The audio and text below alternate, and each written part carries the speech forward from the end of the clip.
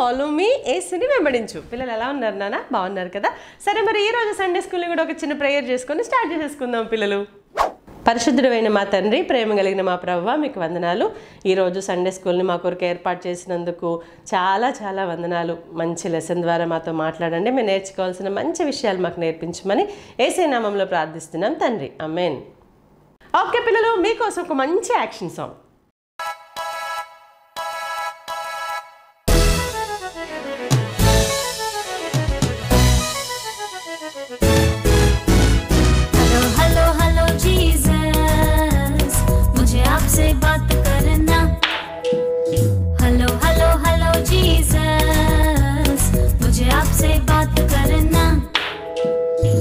कितने अच्छे हैं आप, कितने सच्चे हैं, मेरी प्रार्थना सुनते हैं, उत्तर भी देते हमेशा।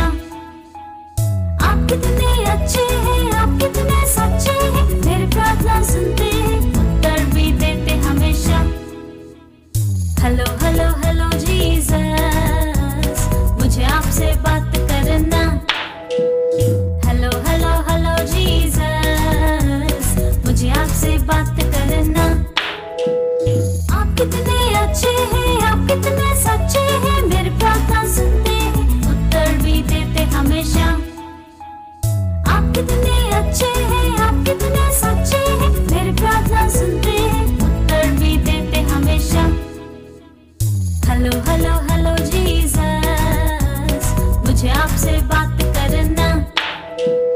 हेलो हेलो हेलो जीसस, मुझे आपसे बात करना। అనగనగనగనగా అర్థమైపోయింది కదా పిల్లలు? లాంగ్ బ్యాక్ స్టోరీ చెప్తున్నాను, అర్థమైపోయింది కదా? ఎగ్జాక్ట్లీ. ఓకే, అనగనగనగనగనగా ఒక రాజ్యం ఉండేది. ఆ రాజ్యంలో ఒక పెద్ద ఆయన ఉండేవాళ్ళు పిల్లలు. రాజ్యం అంటే రాజుగారి గురించో మంత్రి గారి గురించో చెప్తా అనుకుంటున్నారా? ఆ తర్వాత చెప్తాలే, కానీ ముందు ఆ రాజ్యంలో ఉన్న ఒక మంచి వ్యక్తి గురించి చెప్పాలనుకుంటున్నాను పిల్లలు. ఓకేనా? ఓకే, ఆయన ఆ ఊర్లో పెద్ద ఆయన అనమాట. ఓకేనా? అందరి మంచి చెడు అవన్నీ పట్టించుకునే ఒక పెద్ద ఆయన. ఓకేనా పిల్లలు? ఆయన పేరు విద్యాసాగరుడు. చెప్పండి, విద్యాసాగరుడు. అవును, మరి రాజుల కథల్లో పేర్లు ఇట్లాగే ఉంటాయి పిల్లలు. ఓకేనా? సరే, విద్యాసాగర్ అనుకోండి పిల్లలు. Okay, right. సో ఇప్పుడు ఆయన ఊర్లో అన్ని మంచి పనులు చేస్తూ ఉండేవారనమాట. ఏదైనా బాగు లేకపోతే దాన్ని బాగు చేయటం, అన్ని పట్టించుకోవడం, అందరి కష్టాల్లో నష్టాల్లో అన్నిట్లో ఆయన ఉండడం, హెల్ప్ చేయడం, ఇలా ఒక మంచి పెద్ద ఆయన అనమాట. ఓకేనా? చెప్పండి, ఆయన పేరేంటి పిల్లలు? విద్యాసాగరుడు. ఓకేనా? సరే, అలాగా ఆయన ఊర్లో మంచి పనులు చేస్తూ ఉన్నారు, అందరు హ్యాపీగా ఉంటూ ఉండేవారు. ఒకరోజు ఆయనకి ఒక సూపర్ ఐడియా వచ్చింది పిల్లలు. ఓకేనా? అదేంటి అంటే, పిల్లలు పెద్ద ఈ యూత్లోకి వచ్చాక పాడైపోతున్నారు కదా. సో అసలు యూత్లోకి రాక ముందునే పిల్లల్ని పట్టించుకుంటే బాగుంటుంది కదా, వాళ్ళని చిన్నప్పుడే మంచి మార్గంలో పెడితే అసలు పెద్దయ్యాక పాడైపోయే ఛాన్సెస్ ఉండవు కదా అని ఆయనకు ఒక ఆలోచన వచ్చింది. అవును, మా ఊర్లో పిల్లలందరూ, మా రాజ్యంలో పిల్లలందరూ చిన్నప్పటి నుంచే పాడవడానికి కారణం ఏంటి అని ఆలోచిస్తే వాళ్ళు చదువుకోకపోవడం అనే విషయం అర్థమైందిరా ఆయనకి. చదువుకోకపోవడం వల్ల వాళ్ళు చాలా టైం వేస్ట్ చేస్తున్నారు. మంచి విషయాలు అసలు నేర్చుకోవట్లేదు. ఎంతసేపు బయట తిరగడము, ఆడుకోవడం, టైం వేస్ట్ చేసుకోవడం, బ్యాడ్ వర్డ్స్ నేర్చుకోవడం, బ్యాడ్ హ్యాబిట్స్ నేర్చుకోవడం. అందుకనే వీళ్ళందరూ యంగ్ ఏజ్ వచ్చేసరికి పాడైపోతున్నారు. కాబట్టి చిన్న వయసులోనే వీళ్ళకు చదువు నేర్పించాలి, అప్పుడు కానీ వాళ్ళు చిన్నప్పటి నుంచే మంచి మార్గంలో నడుస్తారు అని చెప్పేసి ఒక మంచి ఆలోచన వచ్చిందంట. నిజంగా భలే మంచి ఆలోచన కదా పిల్లలు. విషయం ఏంటంటే, ఈ మాట మన బైబిల్లో కూడా ఉంది కదా పిల్లలు? బాలుడు నడవవలసిన త్రోవను వానికి నేర్పుము, అప్పుడు పెద్దవాడైనాక వాడు అందులోంచి తొలగిపోడు అనే మాట బైబిల్ కూడా చెప్తుంది కదా పిల్లలు? ఎస్, చిన్నప్పటి నుంచి ఎవరైతే చక్కగా క్రమంగా పెరుగుతారో వాళ్ళే పెద్దయ్యాక బాగుంటారు. అందుకే కదా స్కూల్స్, ఈ సండే స్కూల్స్ కదా పిల్లలు? ఎస్. సో అలాంటి ఆలోచనే మన విద్యాసాగరుడు అంకుల్కి కూడా వచ్చిందనమాట. రావడం ఆలస్యం, ఇక ఆ ఊర్లో ఉన్న పెద్ద వాళ్ళందరినీ గ్యాదర్ చేసేసి నేను ఇలా అనుకుంటున్నాను, మన పిల్లలకి చిన్నప్పటి నుంచే చదువు నేర్పిస్తే వాళ్ళు మంచి నేర్చుకుంటారు, జ్ఞానం కలిగి జీవిస్తారు, కాబట్టి మనం మన ఊర్లో ఒక స్కూల్ ఏర్పాటు చేద్దాం అని చెప్పేసి ఒక మీటింగ్ పెట్టారా. అందరికీ కూడా ఈ ఐడియా బాగా నచ్చిందనమాట. అరే నిజమే, అసలు చిన్నప్పటి నుంచే మన పిల్లల్ని చక్కగా పెంచుకుంటే వాళ్ళు పెద్దయ్యాక బాగుంటారు కదా, సూపర్ ఐడియా విద్యాసాగర్ గారు అనగానే ఆయనకి సంతోషం వేసిందనమాట. సరే అయితే మనం ఈ ఆలోచనని మన రాజుగారికి చెప్పాలి, ఎందుకంటే మన సొంత నిర్ణయాలు తీసుకోవడం కాదు కదా, మన దేశానికి పెద్ద మన రాజుగారు కాబట్టి ఈ విషయాన్ని ఫస్ట్ మన రాజుగారి దగ్గరికి తీసుకెళ్తే ఆయన కూడా ఒక మంచి ఆలోచన చెప్తారు, ఇంకా హెల్ప్ చేస్తారు కూడా, అప్పుడు ఇంకా బాగుంటుంది కదా, ఏదైనా మన లీడర్స్కి మనం చెప్పుకోవాలి అని చెప్పేసి రాజుగారి దగ్గరికి వెళ్ళారా. ఎవరు? మన విద్యాసాగరుడు. ఓకేనా, రైట్. రాజుగారి దగ్గరికి వెళ్ళి ఈ విషయం అంతా చెప్పారనమాట. రాజుగారు మన రాజ్యంలో పిల్లలు పాడవకుండా ఉండాలంటే చిన్నప్పటి నుంచి వాళ్ళని ఒక మంచి డిసిప్లిన్లో పెంచాలి, దానికోసం స్కూల్ కట్టిస్తే బాగుంటుంది అని ఫాస్ట్ ఫార్వర్డ్గా చెప్పేశాడనమాట. చెప్పేసరికి రాజుగారు స్కూలా, ఈ పిచ్చి జనాలకా అని నవ్వి వెటకారంగా పైకి కిందకి చూశాడట. ఈ తెలివి తక్కువ వాళ్ళకి చదువు అవసరమా? అసలు ఆ బుర్రలకి ఎక్కుద్దా చెప్పే చదువు ఏమైనా? నీకు కూడా బుర్ర ఏమైనా పాడైందా ఏంటి అనగానే విద్యాసాగర్ అంకుల్కి ఒక్కసారి అదేంటి రాజుగారు ఇలా రెస్పాండ్ అయ్యారేంటి, నేను అసలు ఎక్స్పెక్ట్ చేయలేదు, ఏంటి ఇట్లా మాట్లాడుతున్నాడేంటని కొంచెం డిసప్పాయింట్మెంట్ లోపలికి వచ్చిందంట. కానీ వెంటనే లేదు రాజాగారు, స్కూల్ పెడితే పిల్లలందరూ బాగుపడతారనే నమ్మకం నాకు ఉందండి, ప్లీజ్ మీ వంతు సహాయం మీరు చేస్తారని వచ్చాను రాజుగారు, మీరే ఏదైనా సహాయం చేయాలండి అని మళ్ళీ వెంటనే రిక్వెస్ట్ చేశాడనమాట. డిసప్పాయింట్ అవ్వకుండా వెంటనే మళ్ళీ పాజిటివ్గా ఆలోచించి రాజుగారిని రిక్వెస్ట్ చేశారనమాట. రాజుగారు హెల్ప్ కావాలా? ఉండు, నీకు హెల్ప్ చేస్తా ఉండు అని చెప్పేసి లోపలికి వెళ్ళారు. పోన్లే లోపలికి వెళ్ళారంటే ఎన్నో వరహాలు తీసుకొస్తాడు, గోల్డ్ కాయిన్స్ తీసుకొస్తాడు రాజుగారు అని అనుకుంటాడనమాట విద్యాసాగర్. కానీ ఆ రాజుగారు లోపల నుంచి వస్తూ ఏం తీసుకొచ్చారో తెలుసా పిల్లలు? చెప్పులు తీసుకొస్తారనమాట. ఇలా ఒక 2 చెప్పులు తీసుకొచ్చి ఏది బాబు చేయబట్టు అని చెప్పేసి ఆ చేతుల్లో చెప్పులు పెడతాడు పిల్లలు. తన కాళ్ళకు తొడుక్కునే చెప్పులని విద్యాసాగరుడు ఇలా చేయి పడితే ఆ చేతిలో పెడతాడురా. అలా పెట్టి మళ్ళీ నవ్వుతాడు గట్టిగా. సరిపోయిందా, బాగుందా గిఫ్ట్, ఇదే నా హెల్ప్, పో. పిచ్చి జనాలకి చదువు చెప్పిస్తాడంట. చదువు వాళ్ళందరూ చదువుకుంటే ఇళ్ళల్లో పనులు ఎవరు చేయాలి అని చెప్పేసి చాలా వెటకారంగా సర్కాస్టిక్గా ఆ విద్యాసాగరుని అవమానించి పంపించేస్తాడు పిల్లలు. ఈ దెబ్బతో స్కూల్ లేదు గీల్ లేదు అన్నీ మానేస్తాడు అని అనుకుంటాడనమాట రాజుగారు. కానీ పిల్లలు మన విద్యాసాగరుడు అంకుల్ ఏం చేశాడో తెలుసా? ఇంత అవమానం నాకెందుకు, అసలు ఆ జనాలు చదువుకుంటే నాకేంటి, చదువుకోకపోతే నాకేంటి, రాజుగారు ఎంత అవమానం చేశాడు అని ఫీల్ అయ్యాడు అనుకుంటున్నారా? కానే కాదు పిల్లలు, విద్యాసాగరుడు ఏం చేశాడో తెలుసా? ఆ చెప్పులు పట్టుకొని డైరెక్ట్గా ఆ సిటీ సెంటర్లోకి వెళ్తాడు రా. సిటీ సెంటర్లో ఒక మంచి ప్లేస్, బాగా బిజినెస్ జరిగే ఒక మంచి ప్లేస్ చూసుకొని ఆ సెంటర్లో ఒక స్టూల్ వేసుకొని దాని మీద ఆ చెప్పులు పెట్టి, రండి బాబు రండి, చెప్పులండి, చెప్పులు రాజుగారి చెప్పులు, వజ్రాలు పొదిగిన చెప్పులు, వరహాలు కలిగిన చెప్పులు అని ఓ గట్టిగా అనౌన్స్ చేయడం స్టార్ట్ చేశాడు రా. రాజుగారి చెప్పుల్ని సొంతం చేసుకోవాలనుకుంటున్నారా, రండి బాబు రండి అని అనౌన్స్ చేస్తూ ఉండేసరికి అందరూ రాజుగారి చెప్పులా, నిజమే రో, వాటికి వజ్రాలు ఉంటాయి, రత్నాలు ఉంటాయి, భలే ఉంటాయి, మనం చేయించుకోవాలన్నా మన వల్ల కాదు, ఇదే మంచి అవకాశం, కొనుక్కుందామని చెప్పేసి గబగబా ఆ విద్యాసాగరుడు చుట్టూ మూగారంట్రా. మూగి నాకు 100 వరహాలకు కావాలి అంటే ఇంకొకళ్ళు నాకు 300 వరహాలకు కావాలి, ఇంకొకతను లేదు నేను 500 ఇస్తాను, నేను 700 ఇస్తానని ఫైనల్గా ఆ చెప్పులు ఎంతకు అమ్ముడుపోయాయి తెలుసా పిల్లలు? 1000 కాయిన్స్కి అనమాట. 1000 గోల్డ్ కాయిన్స్కి అమ్ముడుపోయేసరికి ఇక అలా ఆ కాయిన్స్ పట్టుకొని విద్యాసాగర్ అంకుల్ ఎంత సంతోషపడతారో తెలుసా? Yes, this is the first money for the school construction, దీనితో నేను స్కూల్ని మొదలు పెడతాను, చూసిన వాళ్ళు అందరూ వాళ్ళ వంతు సహాయం వాళ్ళే చేస్తారు అని చెప్పేసి వెళ్ళి ఆ స్కూల్ని కట్టడం స్టార్ట్ చేద్దాం అనుకుంటాడు పిల్లలు. ఈ విషయం అంతా రాజుగారికి తెలిసింది పిల్లలు. ఇదంతా విని రాజుగారు షాక్ అయిపోయారనమాట. ఏంటి, విద్యాసాగరుడికి నేను చెప్పులు ఇచ్చి అవమానిస్తే అతను అవి అమ్మి స్కూల్ కట్టడం స్టార్ట్ చేశాడా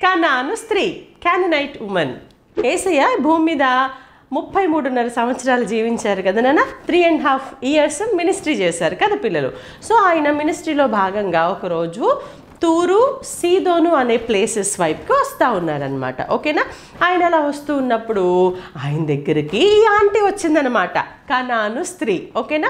ఆంటీ వచ్చి, అయ్యా అయ్యా మా అమ్మాయికి దయ్యం పట్టిందయ్యా, చనిపోయేలాగుందయ్యా, దయచేసి మా అమ్మాయిని బాగు చేయండి అయ్యా అని చాలా ఏడుస్తూ గట్టిగా కేకలు వేస్తూ రిక్వెస్ట్ చేస్తుందనమాట.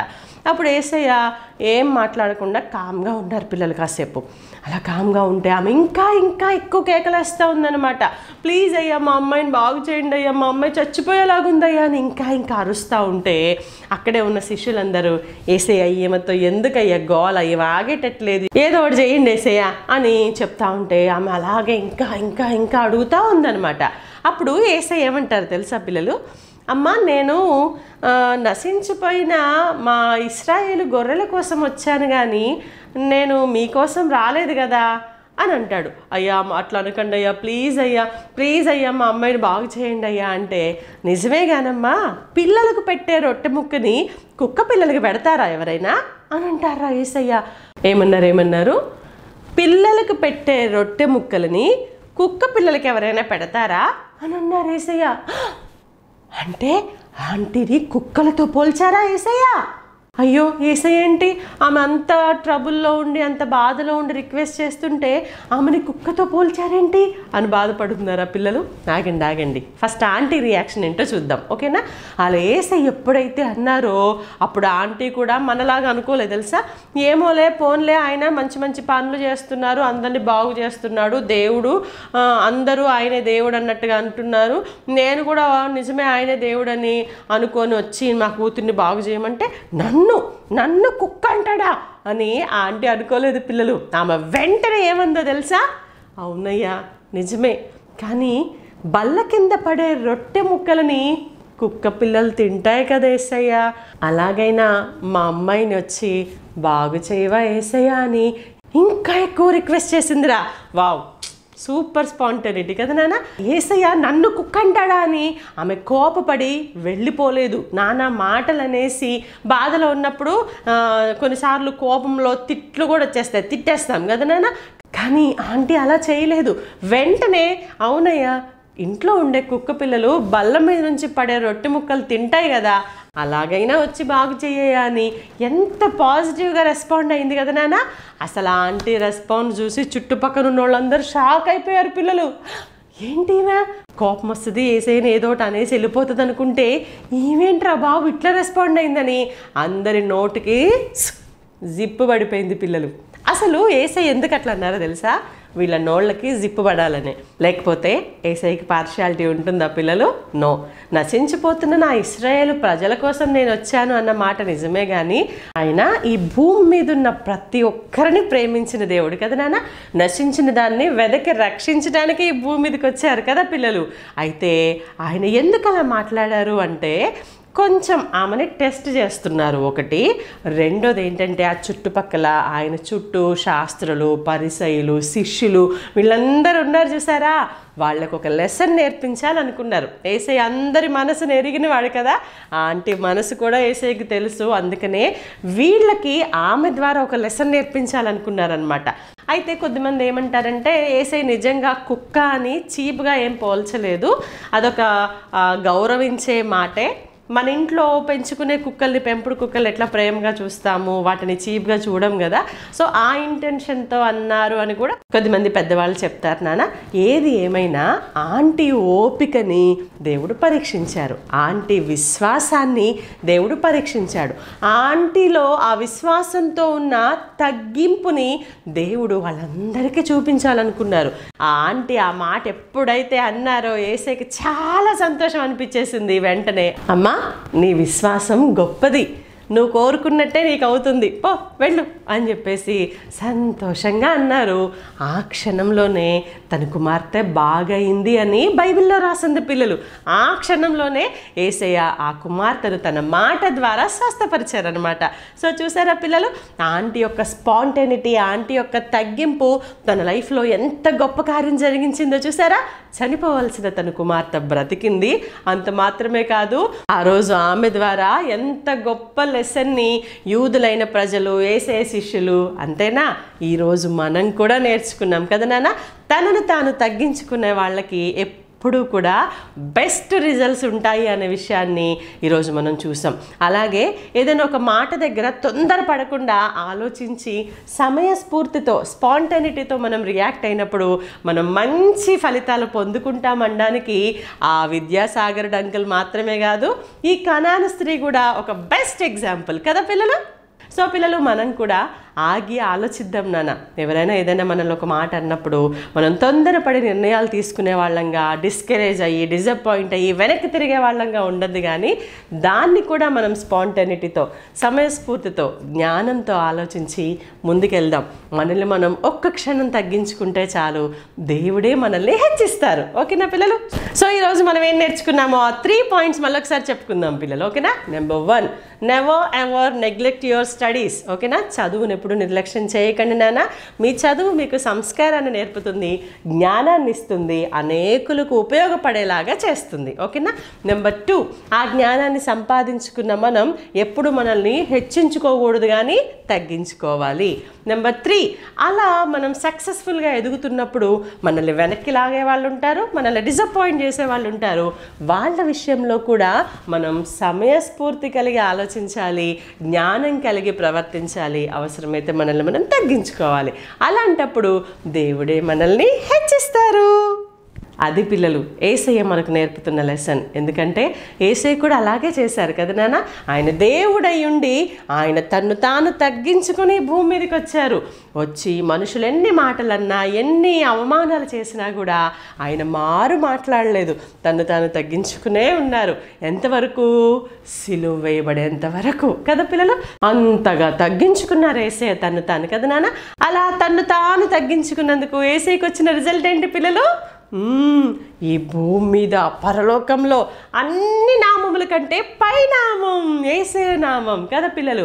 అంతగా హెచ్చించబడ్డారు మన యేసయ్య. ఈరోజు అదే లెసన్ని మనకు నేర్పుతున్నారనమాట. మనల్ని మనం యేసయ్యలాగా తగ్గించుకోగలిగినప్పుడు యేసయ్య మనల్ని కూడా తప్పకుండా హెచ్చిస్తారు పిల్లలు. ఓకేనా? మరి చిన్న ప్రార్థన చేసేసుకుందాం పిల్లలు. పరిశుద్ధమైన మా తండ్రి, ప్రేమగల మా యేసయ్య, మీకు వందనాలు. ఈరోజు సండే స్కూల్ ద్వారా మాకు మంచి లెసన్స్ని నేర్పించినందుకు వందనాలు. మేము మా పిల్లలు ఎప్పుడు చదువును నిర్లక్ష్యం చేయకుండా బాగా చదువుకొని మంచి సంస్కారాన్ని, జ్ఞానాన్ని నేర్చుకోవడానికి సహాయం చేయండి. అనేక మందికి ఉపయోగపడేవారిగా మా పిల్లల్ని కూడా ఉంచండి. తమను తాము తగ్గించుకోవడం, ఏవైనా డిస్కరేజ్మెంట్స్ వస్తున్నప్పుడు కూడా సమయస్ఫూర్తి కలిగి, తగ్గింపు కలిగి ఆలోచించటం, జీవించటం మా పిల్లలకి నేర్పండి. దాని ద్వారా మీరే వారిని హెచ్చిస్తారని ఎదురు చూడడానికి సహాయం చేయమని యేసయ్య నామంలో ప్రార్థిస్తున్నాం తండ్రి. ఆమేన్.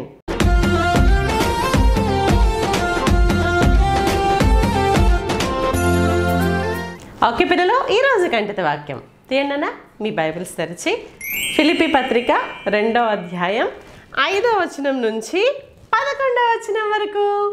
మీరు సరిగానే విన్నారు పిల్లలు. ఓకేనా? ఫిలిప్పీ పత్రిక 2వ అధ్యాయం 5వ వచనం నుంచి 11వ వచనం వరకు ఈరోజు మన కంఠిత వాక్యం. అంతే, సింపుల్.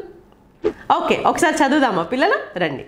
క్రీస్తు యేసునకు కలిగిన ఈ మనస్సు మీరును కలిగి ఉండుడి.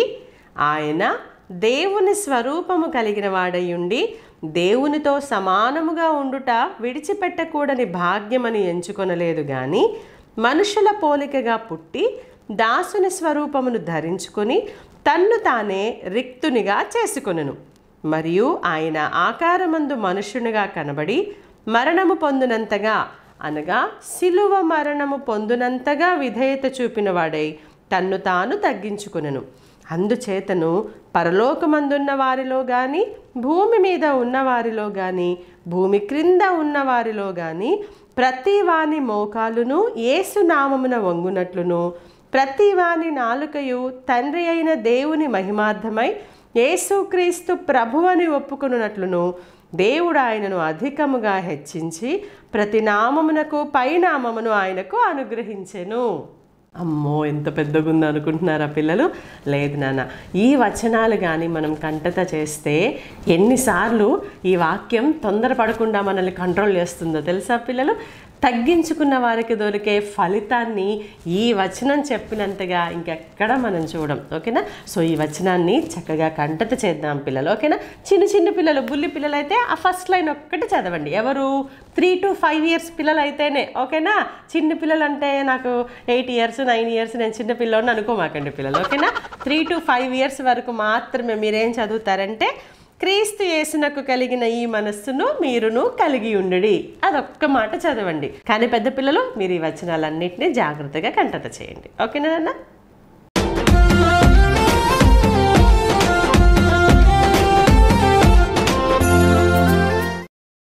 Welcome to special task time. Yes, చాలా రోజులైంది పిల్లలు మీకు స్పెషల్ టాస్క్ ఇచ్చి.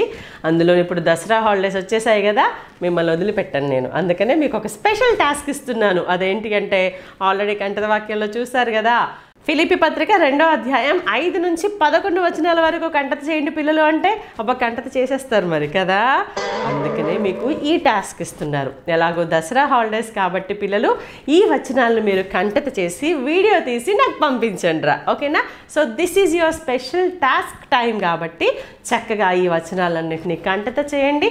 మంచిగా డ్రెస్ చేసుకొని మీ వీడియో కనబడేలాగా, మీ ఫేస్ చక్కగా కనబడేలాగా వీడియో తీసి నాకు పంపించండి పిల్లలు. ఓకేనా? గుర్తుపెట్టుకోండి పిల్లలు, నో కట్టింగ్స్. ఓకేనా? కంటిన్యూస్గా పెట్టారా లేదా అనేది నేను అర్థం చేసుకోగలుగుతాను. ఓకేనా? No editings. సో డైరెక్ట్గా మీ ఫోన్లో కంటత వాక్యాన్ని రికార్డ్ చేసి నాకు పంపించండి. మీ టాస్క్ని నాకు పంపించవలసిన నా వాట్సాప్ నంబర్ 9177259209. ఓకే పిల్లలు, పోయినసారి నేను ఇచ్చిన ఆబ్జెక్ట్ లెసన్ని సూపర్గా చేశారా. మీ వీడియోస్ అన్నిటినీ చూసుకుంటూ నేను ఎంత మురిసిపోయానో, అసలు ఎంత చక్కగా మాట్లాడారు చిన్న చిన్న పిల్లలు అని చెప్పేసి నేను యేసేని చాలా చాలా ప్రైజ్ చేశాను. మీ నోట ఆ సువార్త ఉండడం నిజంగా దేవుని కార్యం. కాబట్టి I really appreciate you all నాన్న. మీరందరూ చాలా చాలా చక్కగా చేసి పంపించారు. అలా చేసి పంపించి ముందుగా జల్దీ ఫైవ్లో ఉందెవరో, ఫైనల్ విన్నర్గా నిలిచిందెవరో ఇప్పుడు చూద్దాం. ముందుగా జల్దీ five. First Teja, Blessy and grace, AS Rao Nagar, Hyderabad. Second, Varsha and Joshua from Hyderabad. Third, John Nihas from Rajahmundry. Fourth, Joseph Krupa Vinil from Sattanapalli. Fifth, Annie Akshara from Chilakalurpeta. Congratulations dear Jaldi 5. Very well done Nana, very well done. అలాగే నేను ఇచ్చిన ఆ టాస్క్ని చక్కగా present చేసి final విన్నర్గా నిలిచింది ఎవరు అంటే the final winner of our episode 224 object lesson is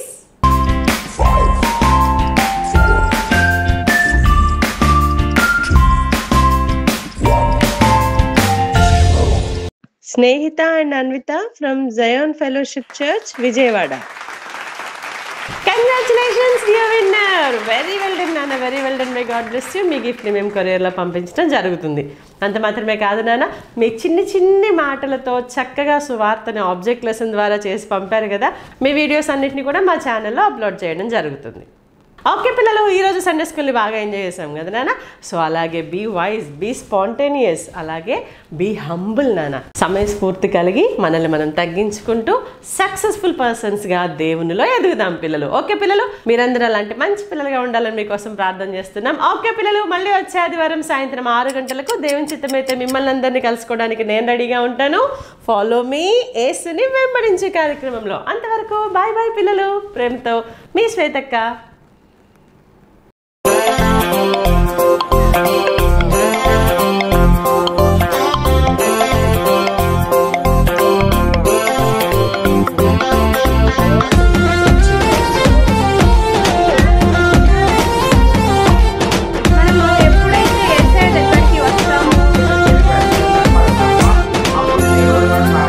తీసివేస్తారు.